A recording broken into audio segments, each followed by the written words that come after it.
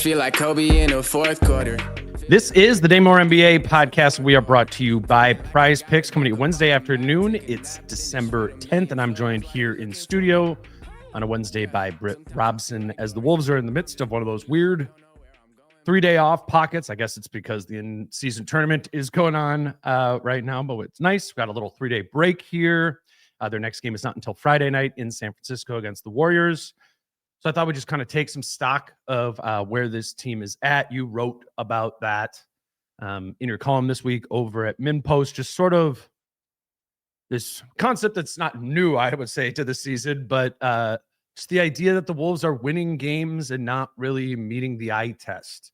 Couple different things from that call. What makes that most true to you? What makes that pop most?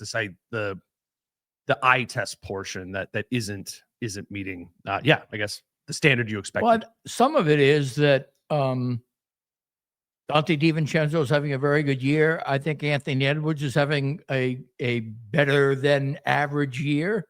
Julius Randle is playing well. It just isn't adding up.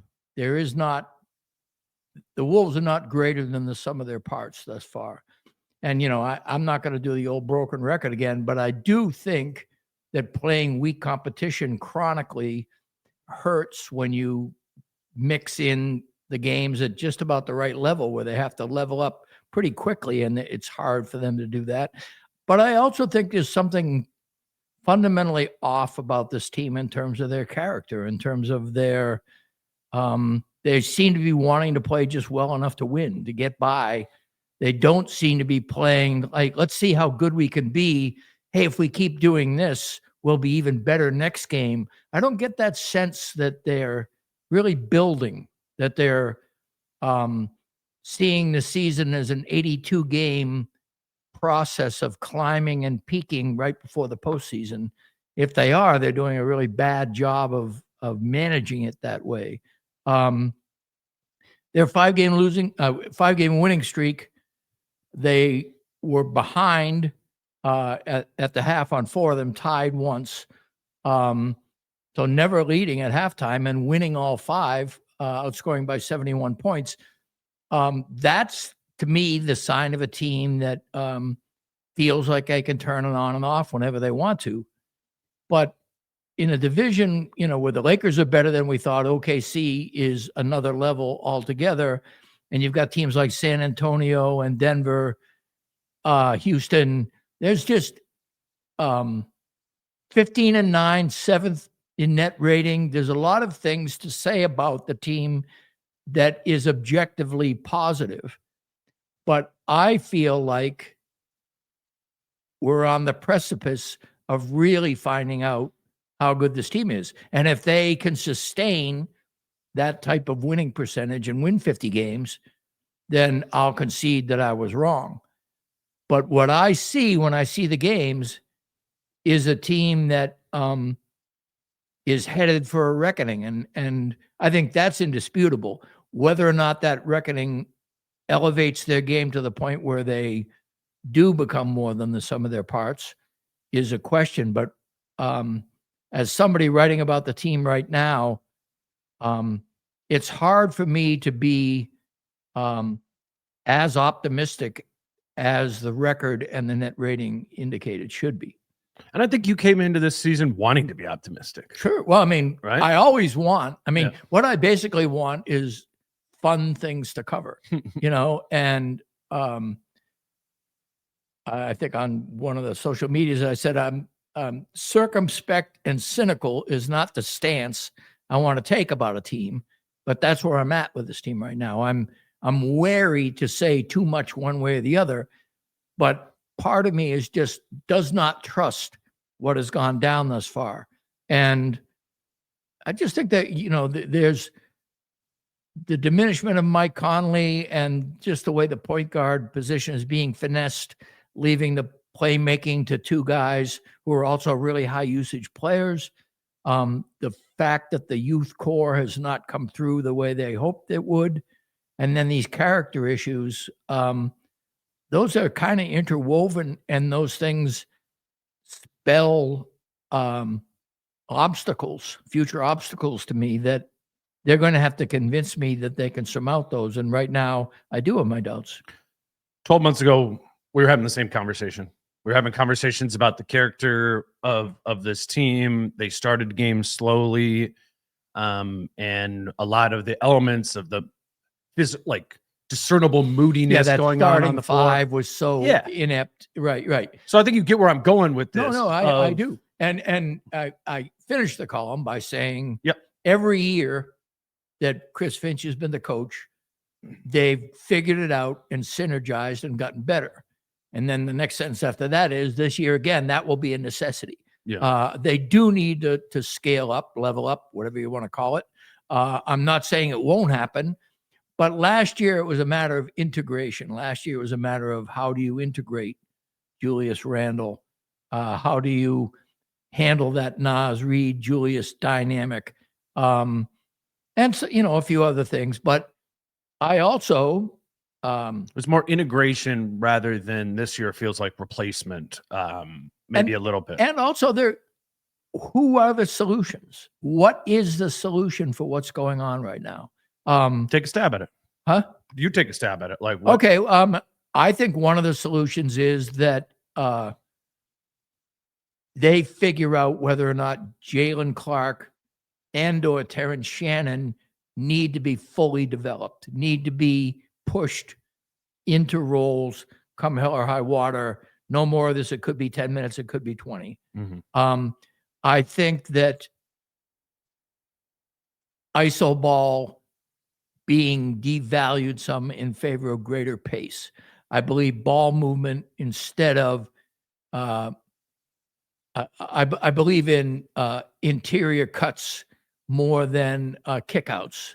On defense, I believe in a give a shit attitude a lot more often than what I see. And I believe overall, I'm impatient and annoyed with the talk that they talked in the preseason about how they understood you build and sustain in order to get to a place that when the games really matter in April and May, you have a fully functioning, strong sense of momentum and self-knowledge about yourself. We still don't know a lot about what's going to happen, or if we do, it's insufficient, I think. Yeah, I think that's what's kind of curious about all of it is it's not just that we don't have that information. The players and the coaching staff doesn't either. They're telling us they don't. They searching for the best versions of themselves. Like they don't. When we interview the players, you do not get. It doesn't. The way they're talking about the team does not sound like they're talking about a 15-9 team who has, to your point earlier, has the 7th best point differential in the league. And I think that is a distinction to be made from this season versus last season, because it would be easy to do. I was just kind of doing it a minute ago of like, okay, well, at this point of last season, it was kind of rough. They were still certainly needing to find themselves, and there was going to need to be a great stretch at some point that helped them kind of harden themselves in time for the playoffs as they did. It did, covering the team, feel different than this in the way that the players and the coach were talking about it. It feels like, I don't want to say that they feel concerned, but it does. They seem confused because like, we need to figure out these things. And then the first quarter of the game is exactly the same as the last 4 were previously. So I don't think it's them. We're giving them the benefit of the doubt that they're being honest when they're saying that it is something that's important to it. That's the curious piece to me, is like, okay, so what is the common denominator right now? Why isn't this happening? If all of us watching it are saying there seems to be some things that you guys need to like connect some dots on here, and you're saying that, why isn't it happening? And I look at it is the different circumstance of the team. It isn't the integration anymore. This group has integrated and had success being integrated as what they did in the playoffs a season ago. You lose Nikhil. You get some age to Mike and Rudy. But I think the number one thing is Ant is older now. Like he is elevated to a different standard, and not that standard makes me sound like he needs to be held to it. I just think he's better now. Like he is more powerful now. And as I'm thinking about this team compared to previous seasons, or, I make the comparison to 2 seasons. We make the comparison to 2 seasons ago all the time. It's beginning to feel like apples and oranges because Ant is better. Ant is more prolific. Ant is more demanding of a role that allows him spread the wings of his being better and being more prolific. That I think that's what this team is doing right now, is figuring out how to fit around a very different version of Anthony Edwards. And if they do the thing that these Finch teams have done for the last 4 seasons of figuring it out and becoming as good as the sum of their parts when the playoffs come around, I just don't think that Ant variable's really going to change. And it's incumbent upon the coaching staff and the surrounding pieces to make those changes. Because I think Ant's in the stage of his career, right or wrong, where he's just going to get his and he's going to play how he's going to play. He's the most powerful person in the organization. Mm-hmm. And I think for the first time in his career, like, really understands that individually and deserves it as well too, given how high his star is. So okay. Well, yeah, go ahead. I agree with a lot of what you said there. What's tough about that, we're talking about fit again. There is a large playmaking component in that starting lineup in Julius Randle, that his hot start deserved hogging usage. Sure. As that blistering start has devolved into merely a very good player, for Ant to eat the way we're talking about, Julius Randle has to be less of a factor, I think, because otherwise you're freezing out a really exciting development of Jaden McDaniels. You are not giving Dante DiVincenzo that fearless spacing 3-point, getting up 7 or 8 threes a game as an endemic part of your team. And then you do have to figure out Mike and Rudy's how they have aged and how their different skill sets fit into this new mix. And those are all kind of dynamic things that if you prioritize Ant's growth, and I kind of agree with you that it's not a matter of prioritizing, it's a force of nature. Yeah, that's what and so which doesn't absolve Ant from like needing to do things himself. Well, and that's the other thing. I mean, if we're getting specific about some things, Julius Randle and Anthony Edwards need to play defense 90% of the time instead of 70 or 60% of the time. Sure. And that's a big thing. I mean, especially you're talking about the first half. Mm-hmm. You see it. And that makes Rudy Gobert more important.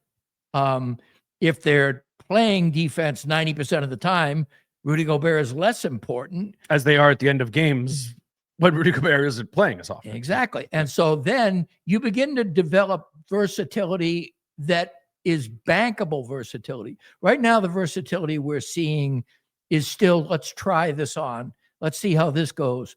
Or for a while, I mean, as we're here on a Wednesday afternoon, the Rob Dillingham experiment is temporarily shelved. In the practice today, I asked Finch directly whether or not, Bones Hyland's really nice performance on Monday night affected rotation decisions. He's always absolutely. Yeah. And then another media person followed up on that by saying, how do you think Rob will feel about falling out of the rotation? And Finch didn't take issue with that at all. Yeah. That's the fact of the matter. So again, that's something it'll be interesting to see. But that to me is kind of an indictment about this year now, because you're relying on a journeyman who is hot and cold, who's notoriously hot and cold his entire career. Bones Hyland is not going to be anything other than what he has been his entire career, which is a guy who will help you and hurt you. And you just hope that it's a mostly help you night for him. but that is one of your playmakers off the bench. This team is 28th in the NBA in bench minutes and 28th in the NBA in bench scoring. And they've got Naz Reid, a former 6th man of the year, who's always in the conversation for that. So who is scoring now? Yeah. That means, 7, 8, and 9, you're hurting, And so again, that is a part of this.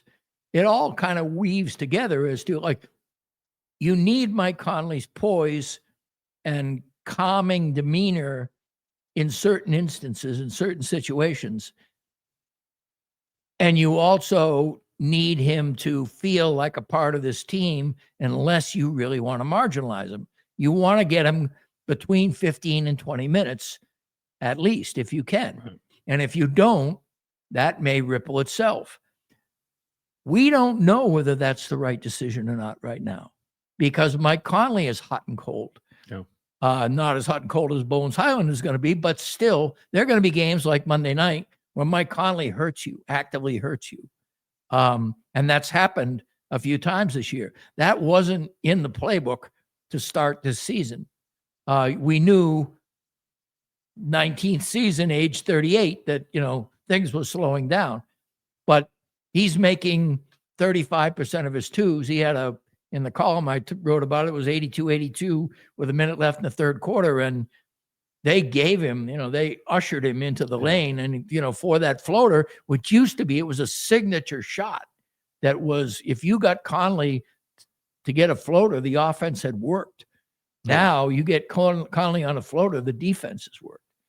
I said this stat yesterday when I recorded with Kyle, but I was like, okay, I'm just going to look up what he's actually shooting from that floater range, because if people don't remember, didn't follow Mike in Memphis or Utah, like that was a dynamic part of his right-handed game. Floater was a right-handed floater guy. Yeah, it was the thing. He's shooting 27% from that range this season, which is third worst amongst point guards. Second worst is a guy named Ray J. Davis, who got cut by the Pacers a couple weeks ago, and then last in field goal percentage from 4 to 14 feet is Rob Dillingham. They're getting nothing from that range. Right. So I say that to bring it back and they're to both Bones. point guards. Right, exactly. On this arguably the only two pure point guards on the roster. Right. So that's what I'm interested in this Bones experiment. While I think you're talking about it a little like black and white of like, he's going to be good and he's going to be bad. I think there's going to be some sort of gray here, but it probably ends up shaking out kind of like the Finch's Dillingham premonition he had to you, where he's like, one game will be really good, one game will be decent, one game will be bad. That might be the case with Bones Hyland too. And, frankly, for a player on a minimum contract, that isn't the end of the world. That would be right. That could be helpful. The fact that you need a guy on a minimum contract who's been with 5 teams or whatever it is, sure, it's not good, but it's the need, man. I mean, it is what it is. And that's why I can't look at this 15-9 team with a 7th net rating and say, oh, they're going to be fine in the Western Conference. Yeah. Today's show is brought to you by Falling Knife Brewing Company. And wouldn't it be nice to go out on New Year's Eve, but be home by 10 p.m.? That's what New Year's early at Falling Knife Brewing Company is all about. The party on New Year's Eve starts at 6 p.m., but at 8 p.m. is when they do the New Year's Eve countdown. They got confetti cannons that fire, and then the party is over by 10 p.m. So you are home before the Ubers get expensive. New Year's early at Falling Knife is a ticketed event, and the tickets are $90, but included with your tickets are not only all you can drink Falling Knife beer, but also all you can eat from an elevated menu from Rectangle Pizza. If you would like to purchase a ticket, there is a link in the show notes to this episode on YouTube and in your podcast player. Feel free to obviously discuss it with friends and family, decide if it's what you want to do, and then come back to the show notes to purchase some tickets if you would like to celebrate New Year's early at Falling Knife. I actually think there's a Wolves game that day at like 2 p.m. too. You can make it New Year's Eve all day at Falling Knife. Also, this weekend, Falling Knife Friday night, Wolves Warriors, 9 p.m. start. Should be a blast in the tap room. I would love it if you went over to Falling Knife Brewing Company for a Wolves game, but also I think New Year's early will be fun as well. Today's show is also brought to you by Prize Picks, and if you have been eliminated from your fantasy football leagues playoffs, that does not mean that you can't play fantasy football this week. You could put together a lineup at Prize Picks, but rather than starting or sitting a player, what you do is you pick more or less than on a specific stat line for a player, and you can put together a lineup already using the Tampa Bay Bucks or Atlanta Falcons players for Thursday night. That's the first game, obviously, of the week. And in that one, I will take Bucky Irving to have more than 18.5 receiving yards and Kirk Cousins, yes, Kirk Cousins, to throw for more than 207.5 passing yards. Prize Picks has these numbers for every main player in every main game for the NFL games. And all you need to do is pick more or less than on 2 or more players' stats to create a lineup. If you do not yet have a Prize Picks account, you know the drill. Promo code Dane when you sign up, and you will receive $50 in free lineups when you play your first $5 lineup. PrizePicks.com or the Prize Picks app using promo code Dane when you create your account.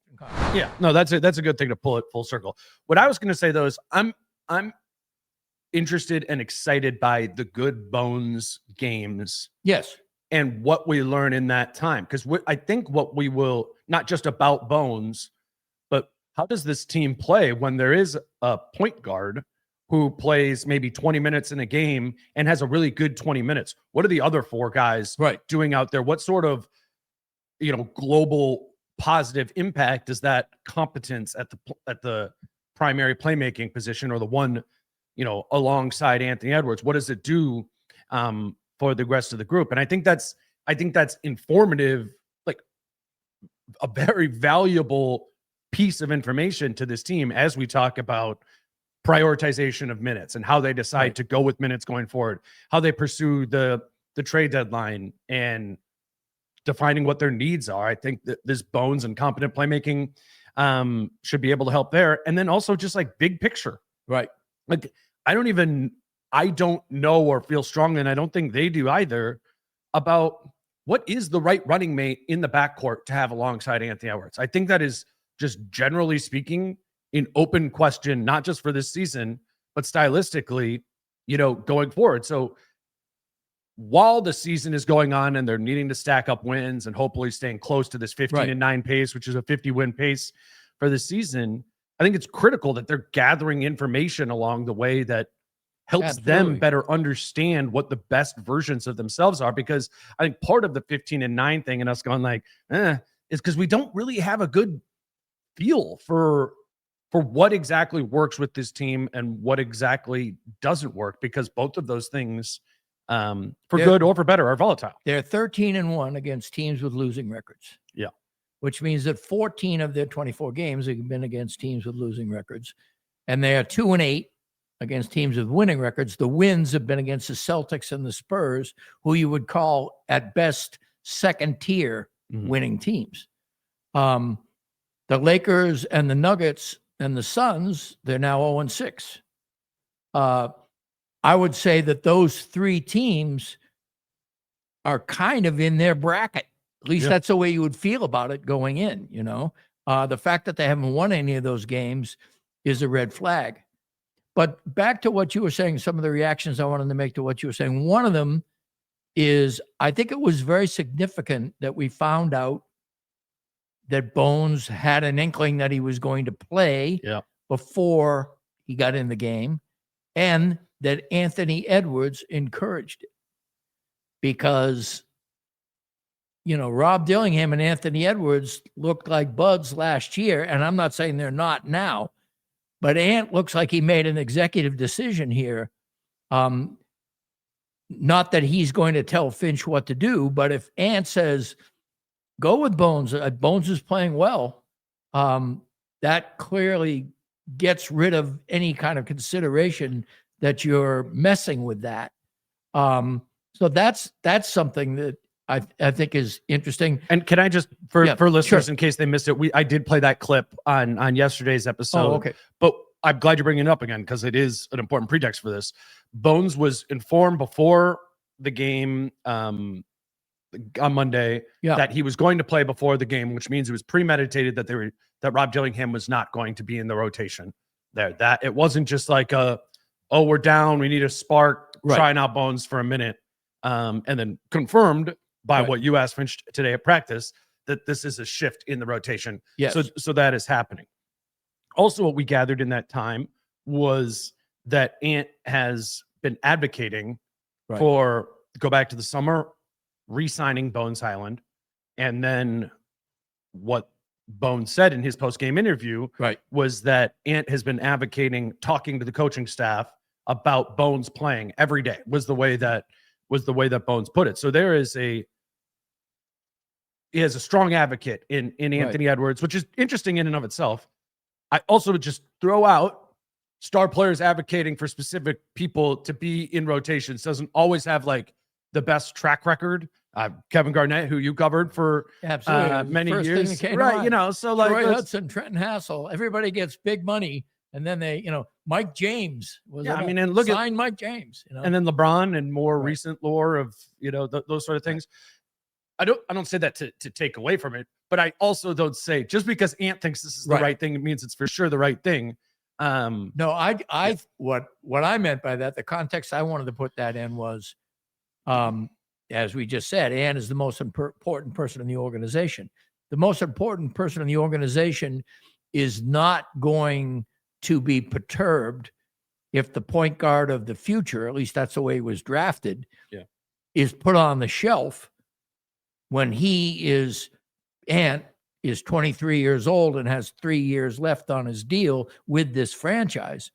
I mean, if he were to say, well, what about Rob?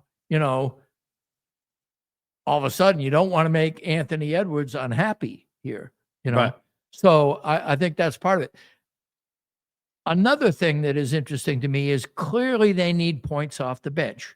That is, when you have a flamethrower as Naz Reid can be, and that's still not enough to give you really good, potent bench scoring.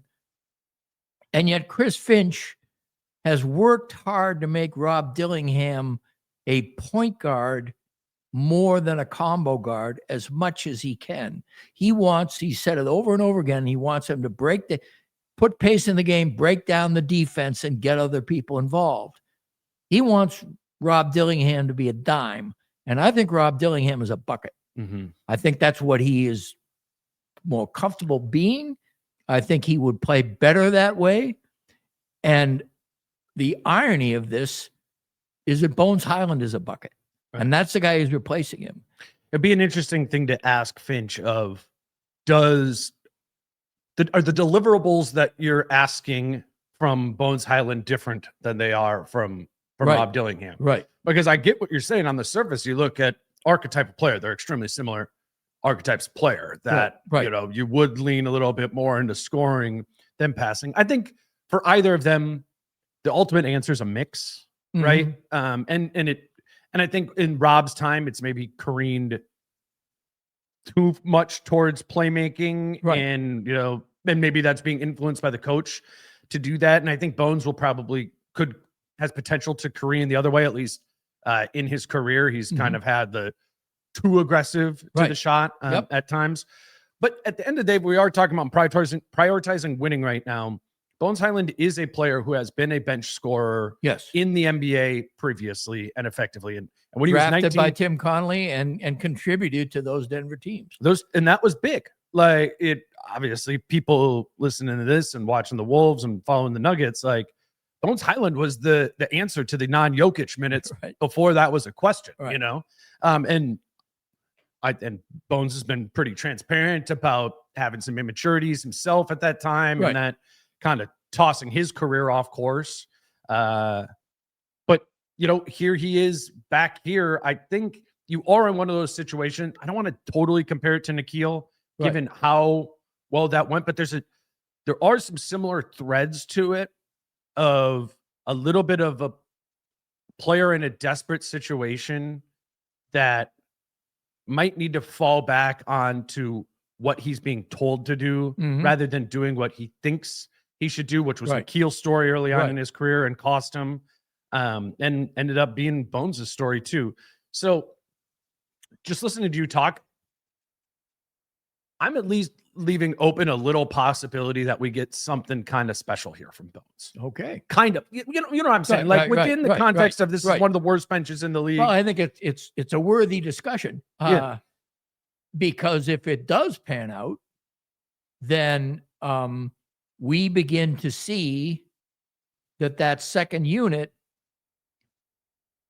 I think the thing that I come back to is if you're going to play essentially a point guardless style, it kind of needs to be freewheeling. Mm-hmm. And the starting lineup is point guardless and not freewheeling. Right. And it is very efficient. I mean, when I was prepared to, rip the composition of the starting lineup in terms of its offensive efficiency, it's the best it's been relative to the NBA, not like because different years produce different results, but relative to the NBA, the offensive efficiency of the current Minnesota Timberwolves is the best it's been relative to the NBA. I think it's like 2.3 points better than the NBA average. Then the Jimmy, since the last time it was better was Jimmy Butler's full year here under Tibbs. Yeah, when they had Cat and Jimmy and Taj Gibson and right. So it's efficient. But I also think it is not regular.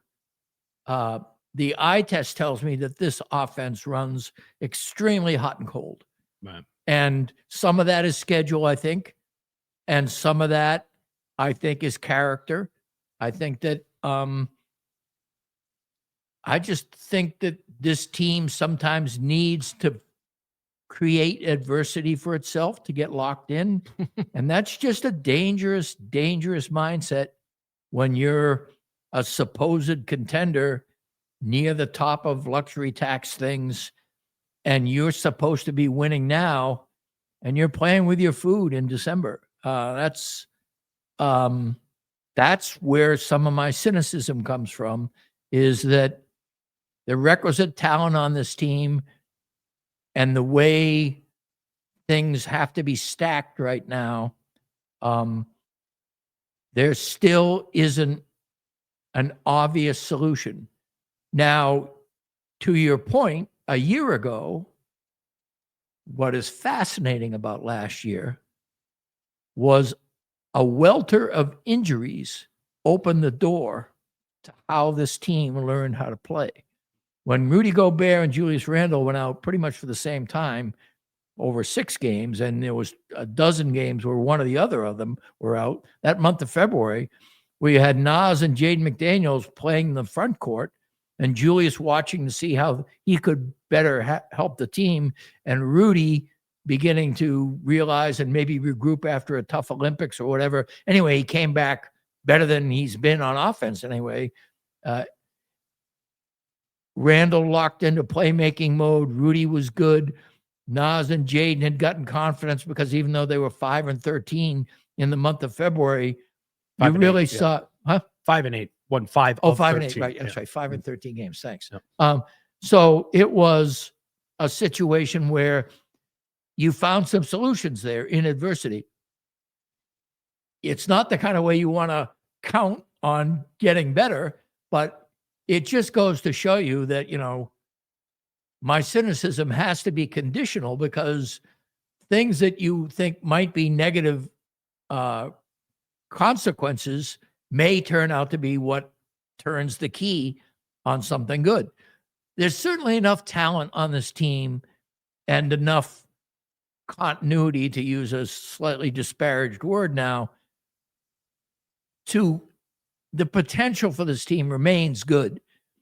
But we're 24 games in. That's a big chunk. And again, accommodations are going to have to be forced or made so that the best results can come about. And in order to have that happen, you need to be confident in what those results will be to force those accommodations. And right now, those answers are not clear. And the disruption of what you might do, punting Rob Dillingham right now, quite frankly, is not a high loss for this season. It is certainly maybe 2 years from now, costing him this time would be. But there could be some decisions down the road. What do you do with Mike Conley? What do you do with Rudy Gobert in the fourth quarter? What do you do with Julius when Ant needs to eat more and more and he's in that groove? Or what does Ant need to do if Julius is going off or whatever? I think what you're saying is there's value in a shakeup.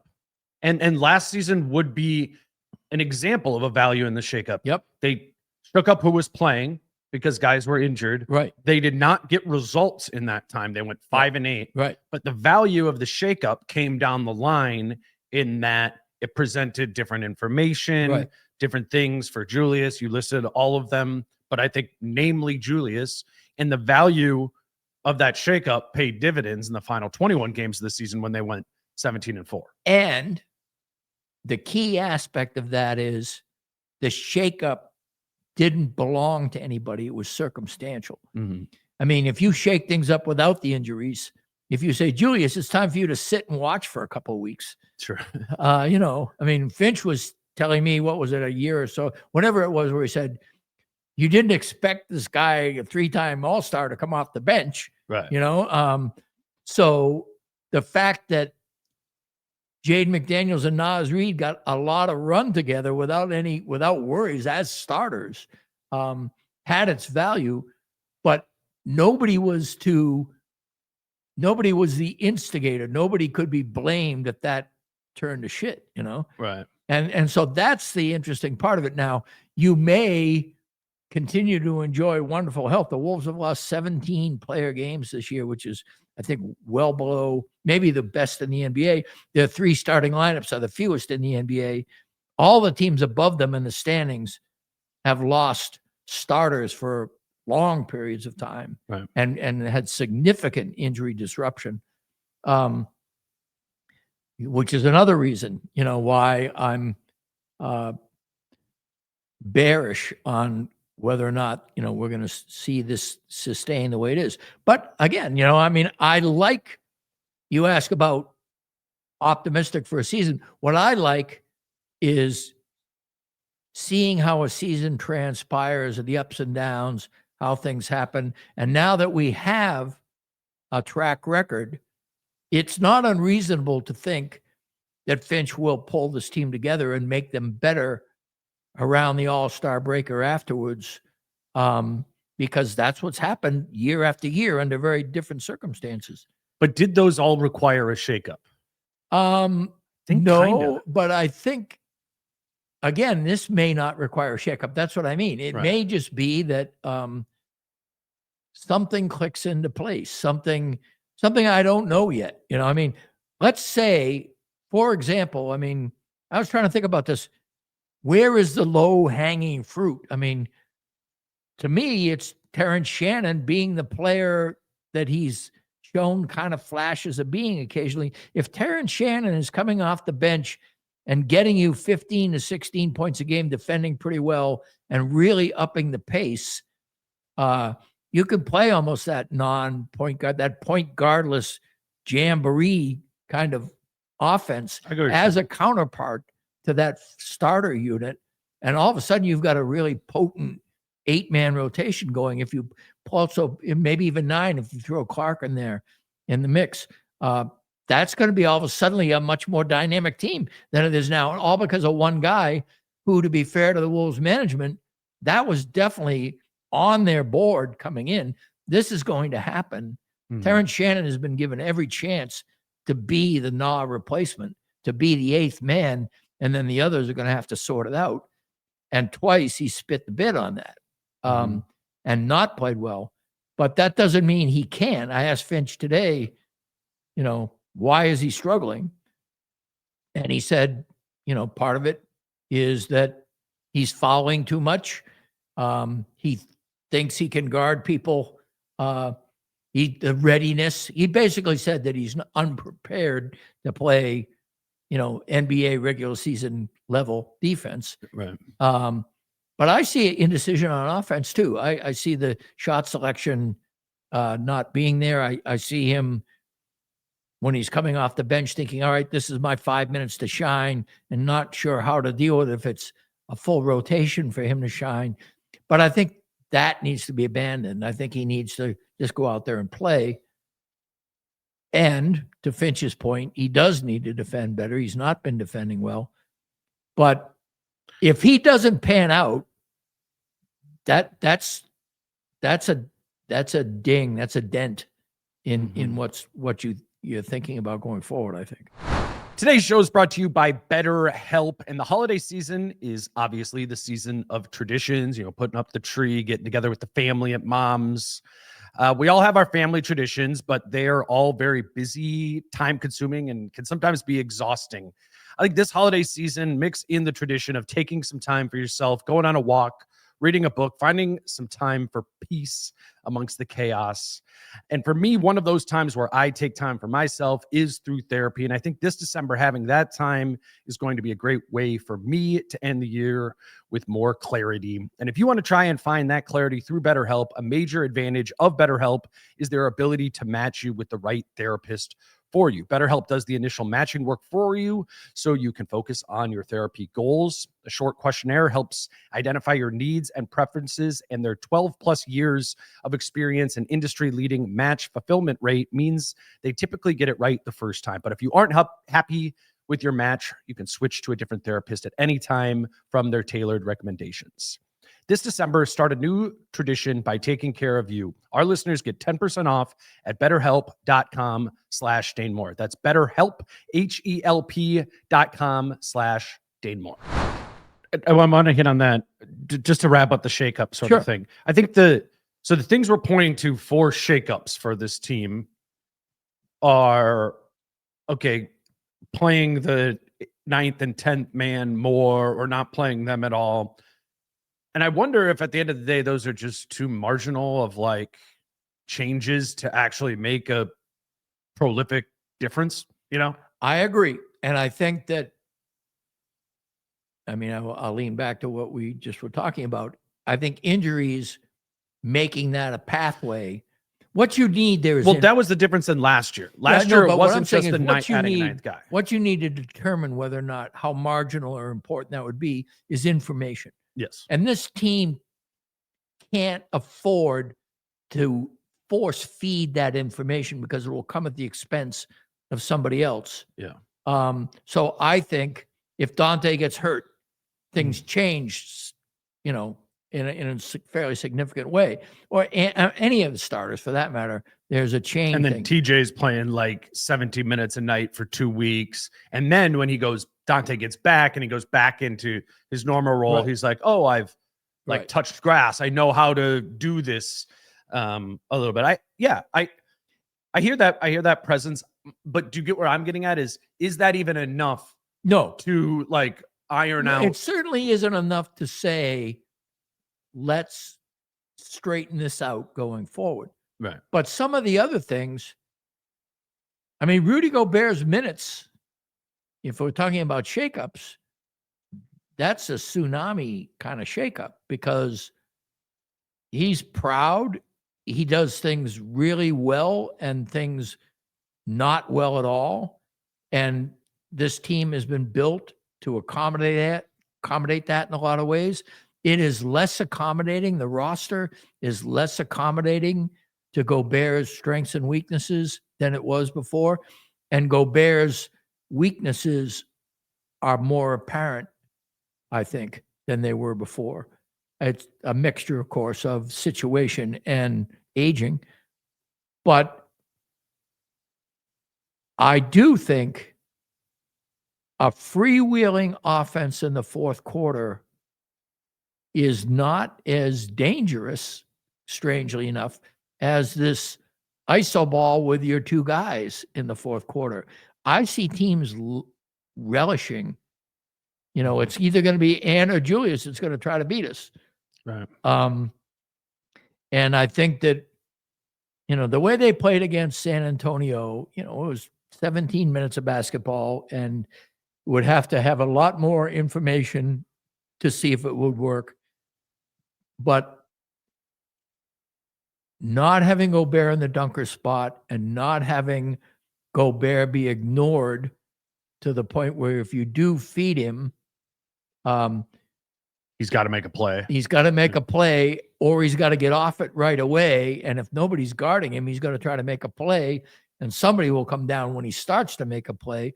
But that, again, that's why you don't have him in the lineup to begin with in that situation. Whereas when Mike Conley is in the game in the old days, and you had Ant not being a guy you want to have a 35 usage, that 28 usage or 29 usage, that's 6% used to go to Mike and Rudy in a lot of ways. Yeah. So again, the shakeup involves prioritizing usage as a more precious commodity than being more intentional about how you want to direct your usage, I think is really, and it kind of goes, I mean, Finch likes to let people play and work around that the way it is. I think they're going to have to be a little bit more intentional about ignoring Rudy or sitting Rudy at certain times. And in certain times, he's already begun to do some of this on, Clark for Nas or vice versa on, offense, defense, but maybe 2 or 3 minute periods where, you want to make a statement on defense. You have to sit somebody for like more than a few possessions. Yeah. I think I'm just at the point where it's less so about small rotation differences. Okay. Well, what is it then? I think it's about getting better at decision making.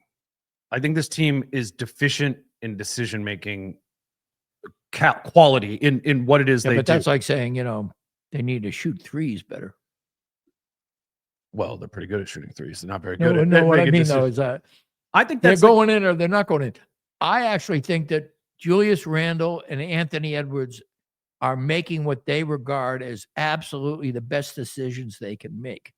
And the fact that they're not always very good decisions is part of who they are. So the direction I was going to go with it is stylistically and how this team is like scripts their offense, right? All right. So more structure. Well, I think that's just not going to happen. Finch is not going to play a more structured offense. So what did it like? Like in football, when a receiver like has an option route, like, and it's kind of between them and the quarterback, post and a sideline. Yeah, right. And it's incumbent on the receiver and the quarterback to have a chemistry, a feel there, and to be reading the defense the same way. So the quarterback is like, I can see the cornerback is in on this side, so he's going to break out that direction. This team throws the wrong pass very often, but it has an offense that's designed to have optionality within it.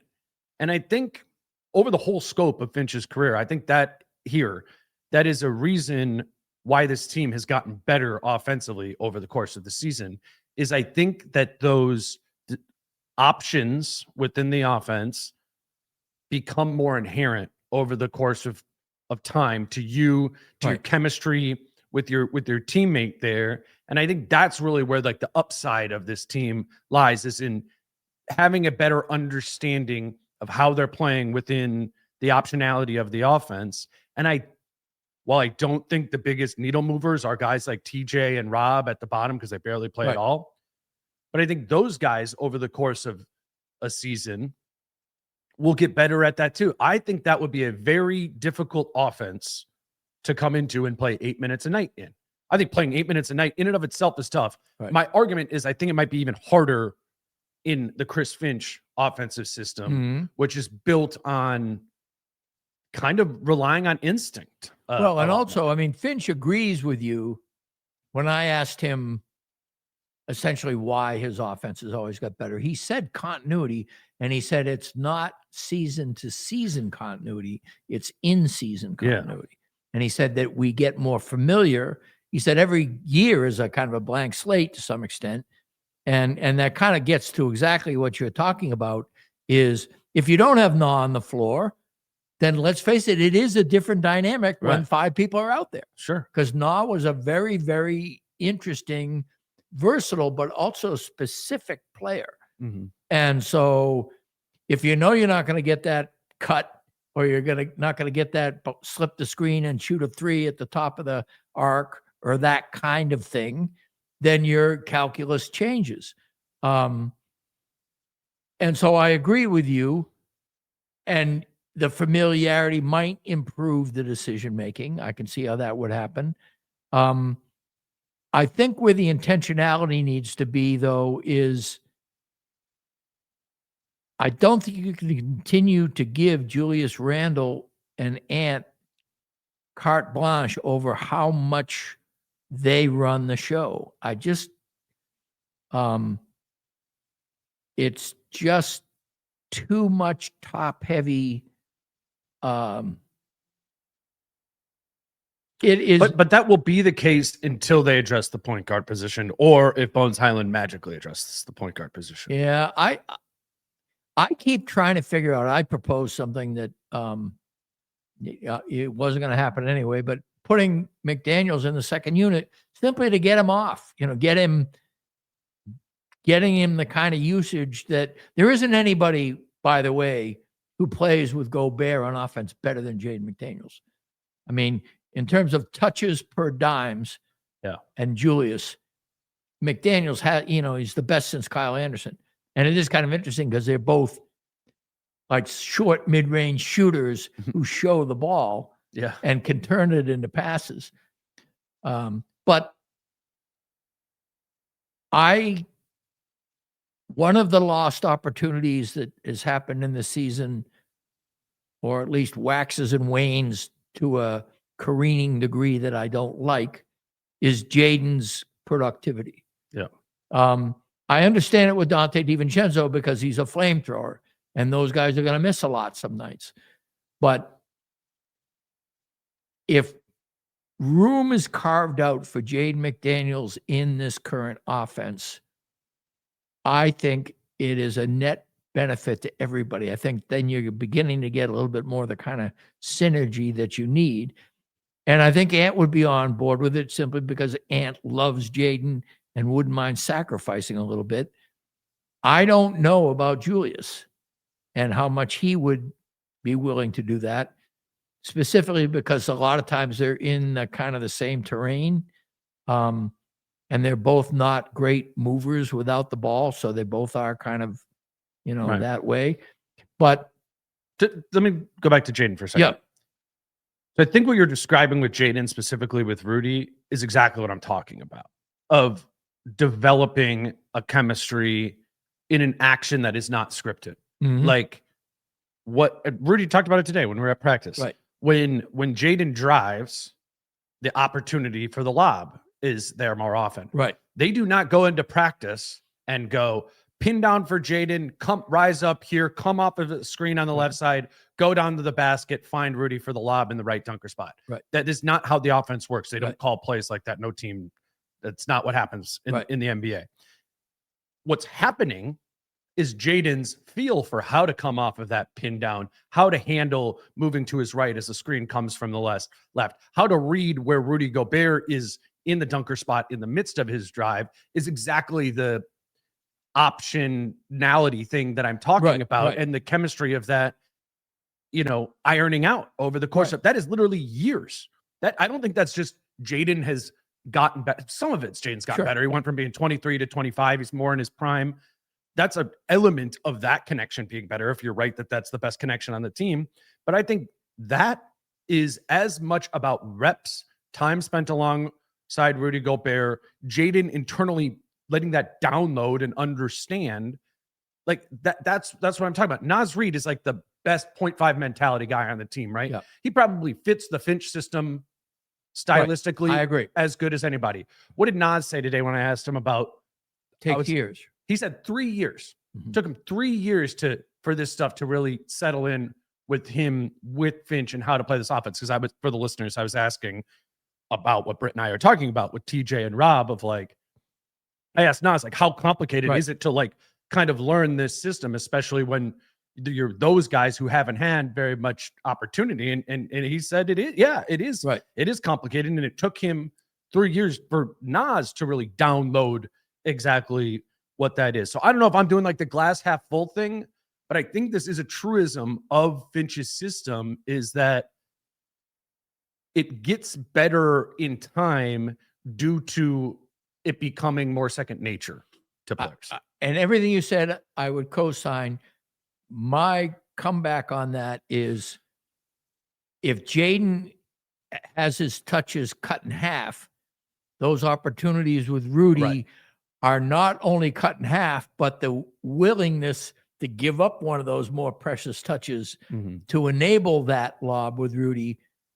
Maybe, I mean, these guys are all hoopers, and, you know, Jaden is going to want to do that crossover dribble and either get to the cup or hit the rocking chair, as much as he's going to, you know, want to feed Rudy on at certain times. Or if he knows that he's going to get more opportunities, he's more likely to feed Rudy initially and have that thing going. And it gets back to my greater point that, and I'm the first one to admit, it's aesthetically driven as much as it is strategically driven. But ISO, one pass, maybe two to get your buckets, is not as helpful for a team's chemistry as a guy getting his bucket on the fourth pass of the possession, and people moving without the ball instead of having like a 4 or 5 out mentality, because they know that Ant and Julius are better at kickouts than they are at cuts in terms of feeding dimes. If you want to improve your offense, you need to be able to have more people have a stake in it.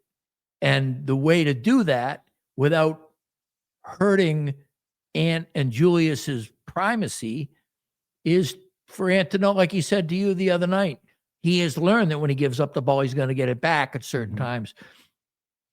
Have that be as much a part of a supposed ISO possession as not. You know, you see it. OKC, for example, you don't see Shea usually taking the air out of the ball on a dribble. What you'll see is him moving to a spot, or coming down just immediately shooting, or moving to a spot, get fed, boom. You know, he hits the mid-range or something.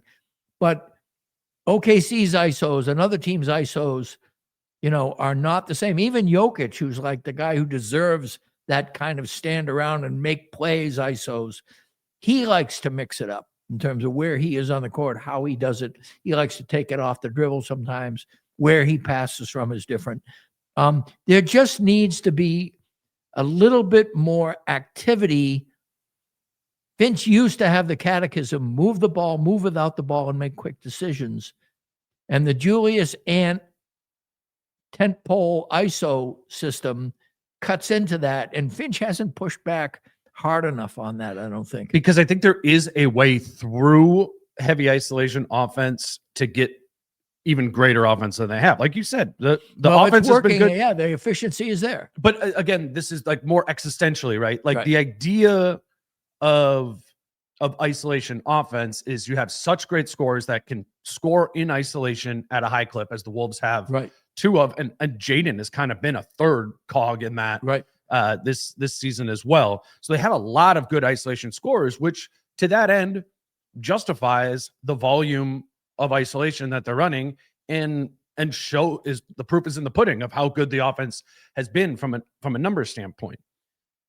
The issue is having options off of your isolations when it's not there. When a team is directly shifting a coverage, specifically to shut off an isolation, a double on Julius in the post, putting 2 on the ball on Ant in ball screen or non-ball screen action.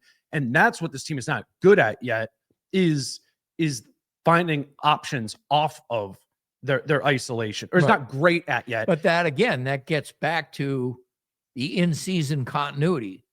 What are you supposed to do when Ant is doubled? Where do you want to go? Do you want to flare out? Do you want to cut to the basket?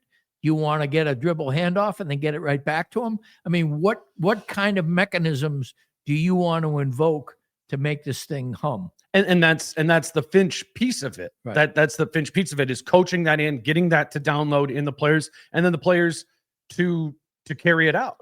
And to me, it makes sense that could be something that does take a couple more months here, before it is optimal. And if the status quo right now, we're not calling this optimal, is still the 5th, 6th offense in the league. It's not like it's not a 5-alarm fire, though I think it's very fair for us to be talking about, because we have seen a lot of this basketball over time, and we have seen this team run into defenses that make those options through isolation difficult, and that's when they bog down. Obviously, we've seen that against the Thunder, but you see that against a lot of really solid defensive teams or teams that are trying harder at end of games. That's why those options through isolation at end of games can look like the whole offense going very haywire, as Julius Randle did in the end of the Clippers game, right? As Anthony did a little bit before that in that game. It's because they were going into their isolation thinking that what it was going to require to score was going in with 3 minutes left in the game was going to be just as easy as it was with 2 minutes left in the second quarter. Those are just different things. So I think this offense, I do think this offense has a potential to spike higher than it's been. And by the end of the season, we're talking about a top 2 or 3 offense in the league, because there's branches off of this that through the shakeup, through finding some of the playmaking stuff that we're talking about, all of those sort of things, letting it all download further, that I do think that these branches could grow over the course of time. It strikes me that the diminishment of Conley also plays into this, because he was one of the guys that had the reps and has the judgment to do the right counter to what the defense is giving you. But they're not even giving him the chance to counter, because they're like, nope, one option for you. It's the floater here. Right. Yeah. But I'm talking about also his reaction. He knows how to react when Julius is getting double teamed or he knows where to go. Yeah. But 1, he's not as effective once he gets the ball.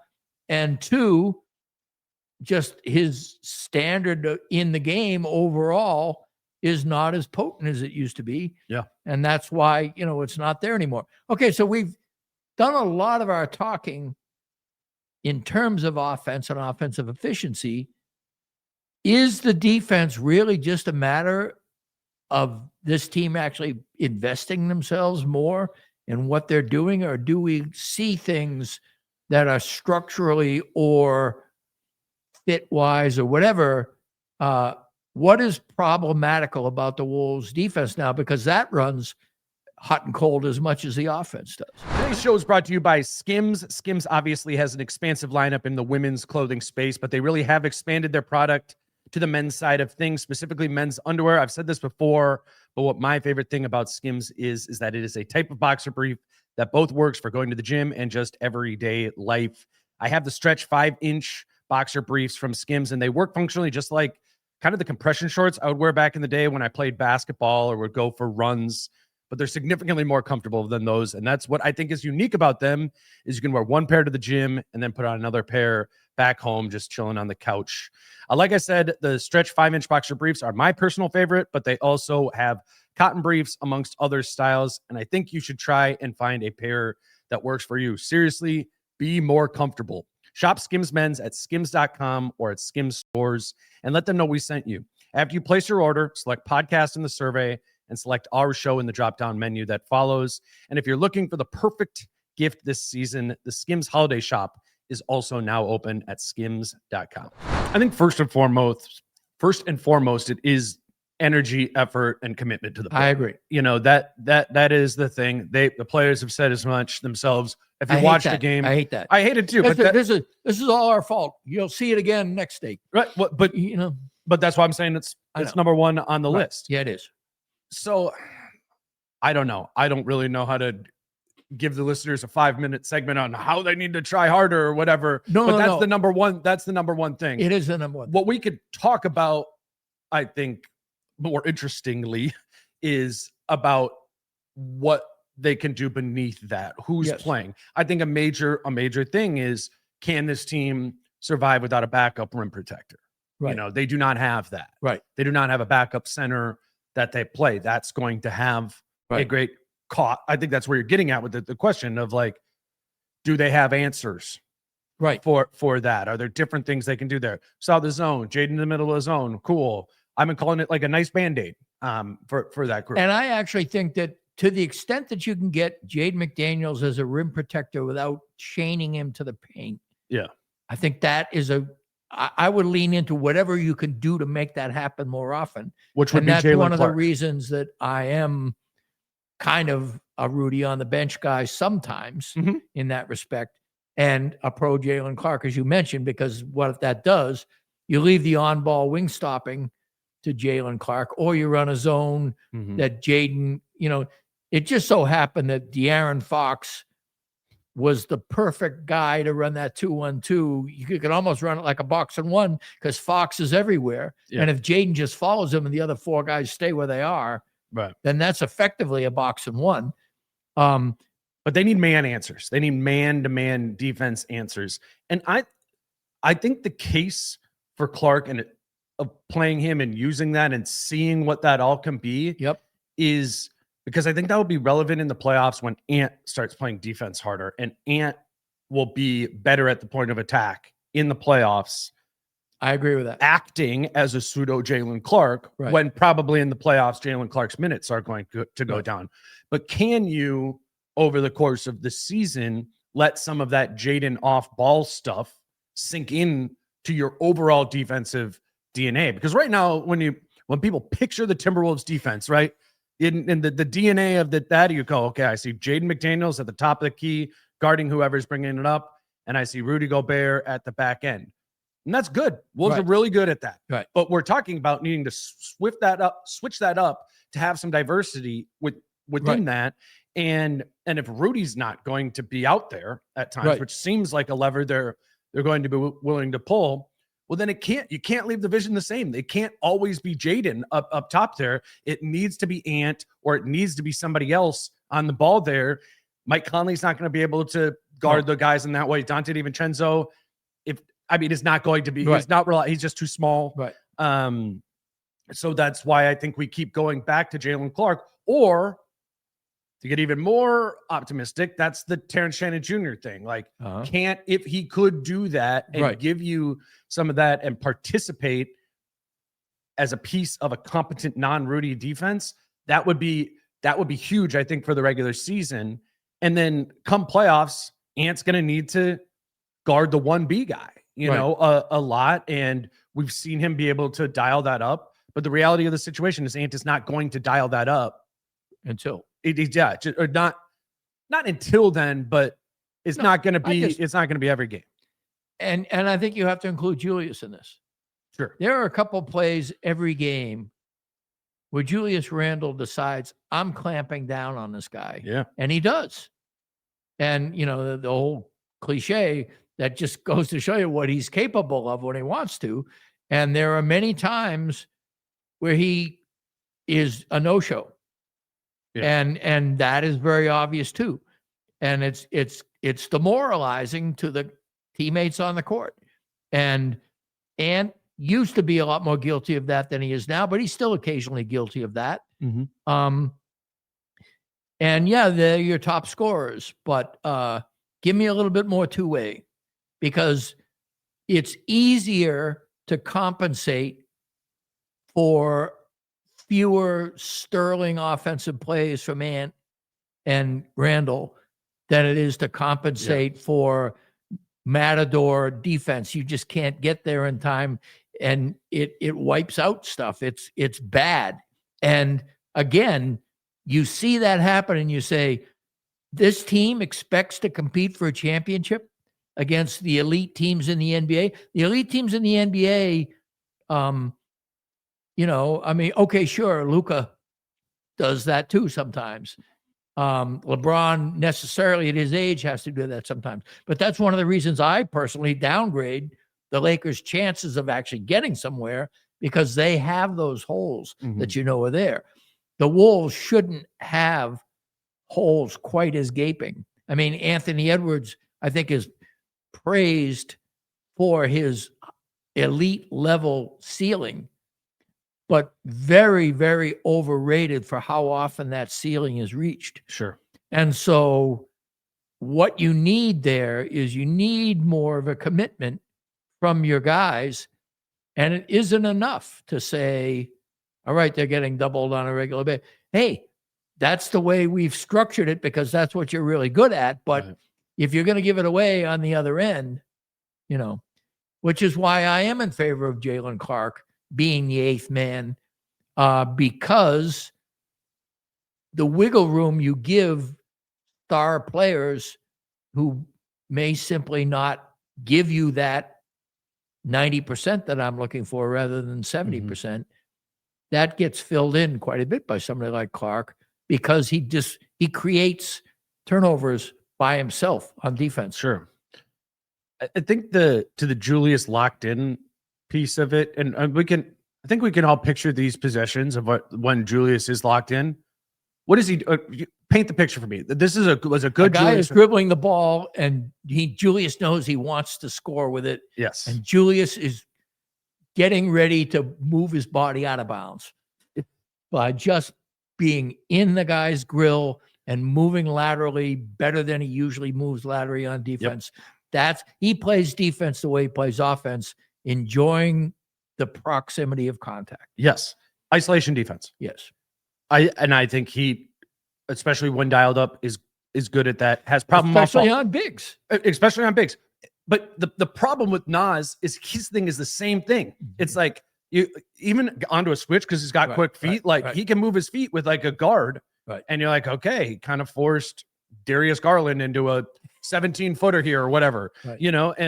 And so I think part of the issue is when it's an admirable Julius Randle defensive possession or when it's a Naz Reid admirable defensive possession, it's in the same way. They're just locking up isolation. Except I think that Julius, the type of players they lock up, as you just said, Darius Garland versus I would say, the other night I might have been Dylan Brooks. Or it might have been, the point being, I agree. They need at least one other defensive stud out there, and best of all, two. That it is so obvious what happens when McDaniels and Clark are alongside Nas, and I've noticed this. I had a discussion with a guy online, a casual fan, I think he calls himself, but we were talking about this idea of why is it that Nas and Rudy is such a good combination? And he said it's because Nas is a system guy. He plays in a system very, very well. And so a guy like Rudy, who can trust that Nas, he may not do it well, but he knows where Nas is going to be. Yeah. And he can cover the decision-making. Nas makes quick decisions is the other thing. And so Rudy knows. I think that Nas plays better with better teammates, which is obviously axiomatic. But I think his quotient of going up, a Julius shutdown on defense, for Nas to get that dramatic is what Julius does the few times he shines. It has to be one of those chase down blocks, or it has to be one of those, flying in from somewhere. But what we're talking about is, while those are great, the lock-up isolation defense, making the chase down block, the bread and butter of defense is being on timed rotations, right, and being in position correctly. And that's something that Julius Randle and Naz Reid are often late on. And being up to the task once they arrive. I mean, it's one thing to get there. It's another thing to get there and then react appropriately. Sure. Because that's one of Naz's big problems. Naz will show up and maybe it's a hair late, but just that half second, he needs that half second. And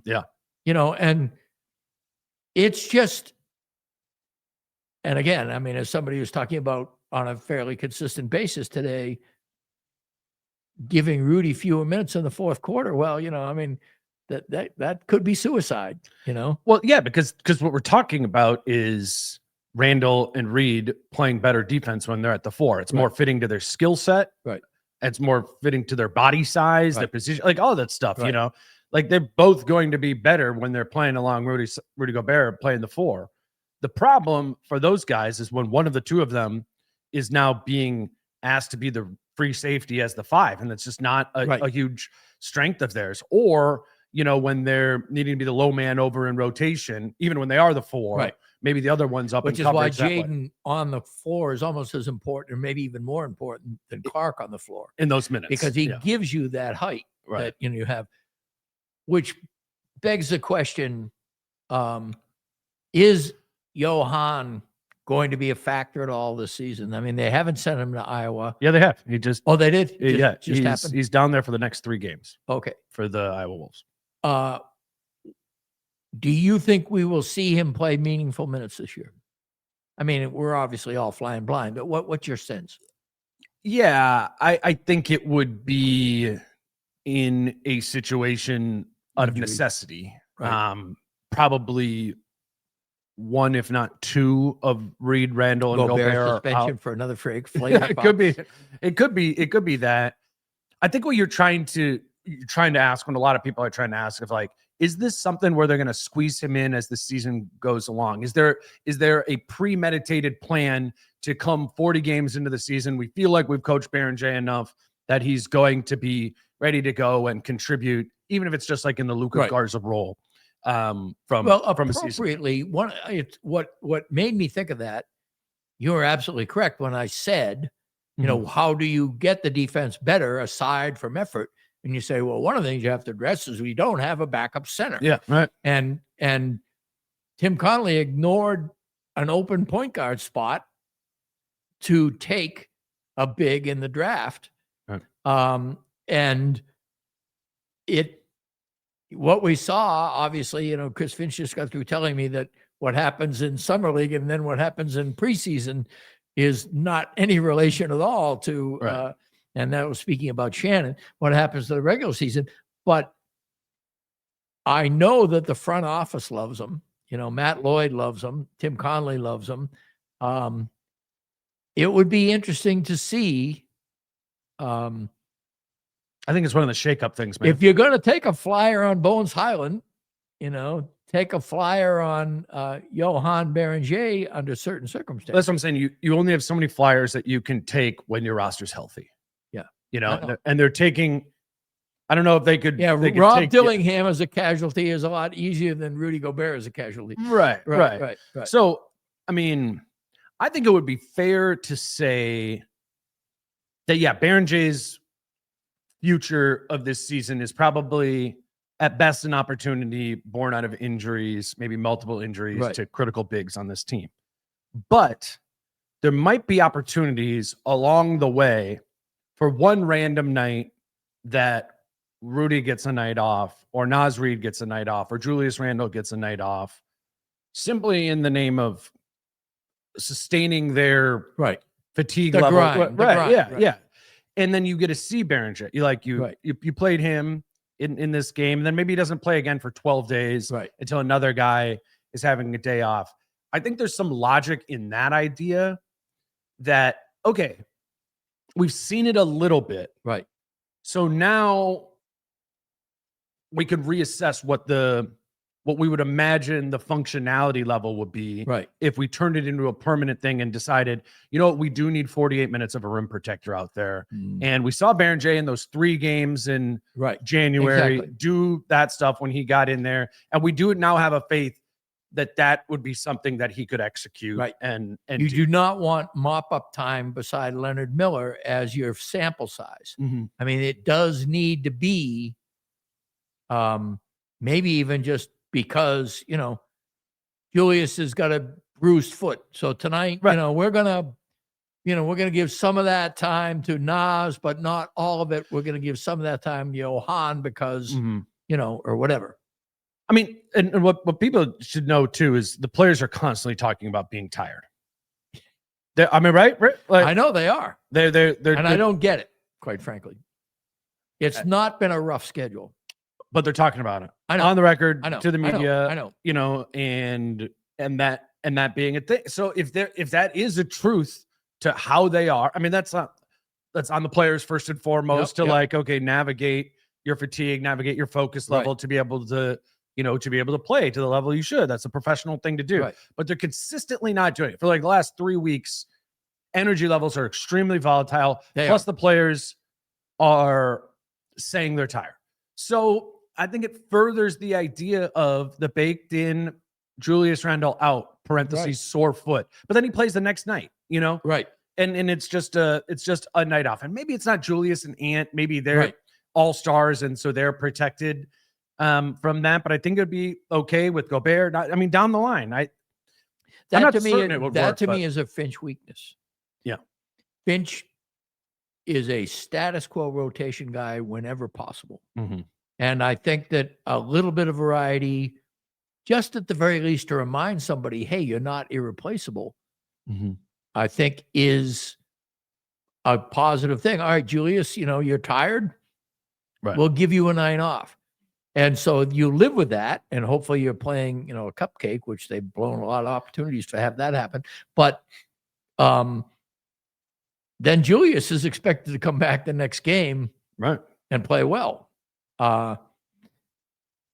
Finch likes to, you basically have to show Finch the blood or the organ spilling out of your body for him to take you out of the game. He will make you ask to come out of the game. right.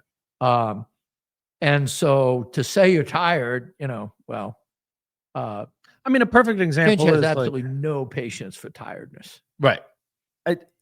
Mike Conley's played every game, right? Played every game. Why? Right. And I hate, generally speaking, I do hate the rest thing around the NBA, Right. but what is happening now is that is the norm, right? That those things are occasionally mixed in, and I don't know, in just the context of this team, even me being generally not a rest guy, and I do see the value, and I think we've seen in previous seasons the value of having the same guys play night after night, developing chemistry, all of those sort of things. I do think in today's day and age, it's that you might be losing something by not allowing that opportunity to have. Now, it will come at the cost of wins. They will lose a couple of games because of that. Yes. And I think to defend Finch a little bit, that's what the deal was last year. Right. He was like, if we start, playing a year ago, we start adding a 9th and 10th guy into the rotation, we're probably going to lose a couple more games. And if last season's team lost one more game, they're in the play-in. Right. And so it does go both ways. And in favor of Finch, injuries did happen. Right. And the guys he hadn't been playing did the job. Sure. So the Timberwolves are rightly known as really good development staff, not in, the way they run practice. They frequently scrimmage in practice. Right. The guys who are bench guys, they get them as much playing time as they can to keep them sharp. They call it stay in shape league. I think if people have been watching the interviews, people have been referencing sizzle. That's stay in shape league. Yeah. Okay. And so I do think that it's not like their development is languishing or being ignored, but there is no substitute for NBA minutes. I would like to see a little bit more intentional rest, as you would, and I would accept, not that I'm just more open to the idea of it than I was a year ago. I was team, I get why it's an 8-man rotation. That made sense to me in the context of that group on that team, and the results were bearing it out. I don't know. I'm just taking it all in, and it's making more sense to me in this context than it did a year ago. And, to be fair to Finch, it isn't like these alternatives. I mean, he didn't just pull Bones Hyland out of his hat like a rabbit, Bones Hyland gave him 14 points in 15 minutes. So it was a +7. Yeah. Why? Because Finch has been seeing things that he think can fit into the current. I mean, it wasn't just, well, let's try this. It was like, Bones is playing in a manner that I think can help us in this particular way. And so one of the things I would like to see him expand that leeway, Jones, to if he sees somebody doing it now and says, but it's not worth it. I want to have it worth it. Sure. Because again, this team is not as good as its record, and it's not as good as its stats. It is right now, and I'll be the first one to admit I'm wrong if I'm wrong. They have a false performance metric right now. They are not a team that can go toe-to-toe with the best of the NBA and expect to win 50% of the time. And that is the standard that they came into the season having. OKC is a different thing. You lose to OKC, you're like everyone else in the world. But the other ones, you know, if you can't beat Denver half the time, Houston half the time, Phoenix half the time, right? And on the other division, you know, like the Knicks, the Pistons, now apparently Orlando, you know, we'll have to see how all that matches up. But that is to be determined. And what is determined is, and everybody likes to point to the silver lining, and it is a somewhat silver lining, they're 13-1 against losing teams. They're beating the teams they're supposed to beat. But that's only really effective if you can hold your own also against the teams that you regard as on your level. I don't know if it's good news, but it's news that that's imminent. Like we go this weekend, I am really looking forward to a tougher schedule. Yeah. Warriors, Kings this weekend. You know, that's not totally that.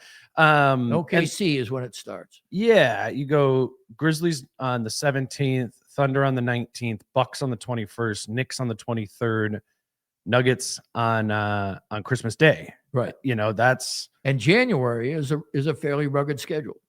Yeah. So there's just, as it has to be. I mean, you're playing the 29th hardest schedule, meaning the next to easiest in the NBA right now, right? According to Basketball Reference, then you know you're going to make that up. You're going to make that up in 26. Right. Yeah, and it's. I do think we don't know what this team is going to do against those type of teams yet, right? Because they haven't played today. Them. It doesn't look good. Sure, I do also think this is one of those annoying teams. Yep. That does turn it up. Yep. And turns it down. Right. So I'm not ruling out that in that context that they can be a team that is beating those type of teams that you listed off half the time. I don't love those type of teams that turn it up to do that, but I think I've seen enough of those in professional sports to know that the Minnesota Timberwolves of 2025, 2026 are a play up and down to their competition type of team. And that often is an indictment, but it's actually only something a good team can do. Mm-hmm. So hopefully that can also be ironed out from them over the course of the season, but we don't know that they can't turn it up to that level yet. I agree with you in theory. And as somebody who has been ignoring the stats, you're allowed to ignore that they are 2-8 against winning teams. Yeah, no, I mean, it hasn't, it certainly hasn't been, they haven't acquitted themselves there either. Right. But it is just, but I agree with you. I mean, we saw them play one of their 3 or 4 best games of the season against OKC, you know, and so, you know, there you go. It would be great to see that game against Denver or Phoenix because they'd probably win that game. And Finch would be the one to tell you, you know, well, no Jalen Clark or Anthony Edwards in the first Denver game or none, you know, back-to-backs. Yeah. And there you go. It is going to be reckoning time soon, and it's come way too late in the season. You know, I am really looking forward to eating crow or watching this team get punched in the mouth and begin to respond in a way that gives them a shot as things go along. That's their history under Finch. They get better, they coalesce. They will have a harder schedule than they've had in previous seasons in order to accomplish that against. But I look forward to that because beautiful basketball will ensue. I look forward to it too, man. This was fun. You guys can read Britt's column up at minpost.com. It's more concisely digging into this topic, as the title reads, Vulnerable Wolves Rack Up Wins But Don't Pass the Eye Test. That's coming out pretty much every Wednesday, right? That's lately, yeah, it seems to be kind of middle of the week. Britt column. It's I always pump reading all the guys and the work they do. What's nice about Britt is it's once a week, it's meatier, but it's going to cover, all of the things, or it's going to cover what's going on with the team, a theme that's going on right there. So it's definitely, I love reading my Chris and Jason John. I don't read every single one of their articles because there's a lot of them. But I think it's a good thing to schedule on your Wolves consumption list every week. And typically the two of us sit down and record 24, 48 hours, whatever. This looks like 6 hours ago that this published. But we'll talk about it on here too. And I would imagine that's good for you too, of like writing it. Well, and then we kind of put it is, I obviously came to podcasting very late because I'm old and had been writing for decades before there was such a thing. I was on the radio, but this is this extended to do 90 minutes or 60 minutes or whatever, as opposed to 10. Yeah, well, there you go. That's because I actually had some topic introductions that it's a rarity. But the point is, me talking and me writing are different people in terms of the style of what I do and how I do it. And so talking is easier for me. Writing is more satisfying for me, but I enjoy, as I've always enjoyed writing about different things, I enjoy the variety of being able to write and then talk. And then there are occasions where we'll have talked about something and I'll get an idea. Yeah, I've noticed that happen too. Yeah.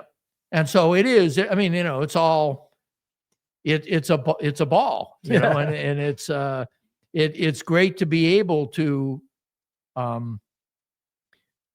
have a sounding board, not only when we're together here, but we sit next to each other at all the home games. Right. So, being able to have a sounding board, and this has happened. I sat next to Zach Harper for a while, Miles Brown for a while, different people next to me at various times. And it is great when you get somebody who really knows the game. And very early on, when you asked me to come to your podcast, didn't blink because we had talked. Sure. And I knew you knew the game and that it would be a worthwhile endeavor to continue talking to you. And that just has held true the entire time.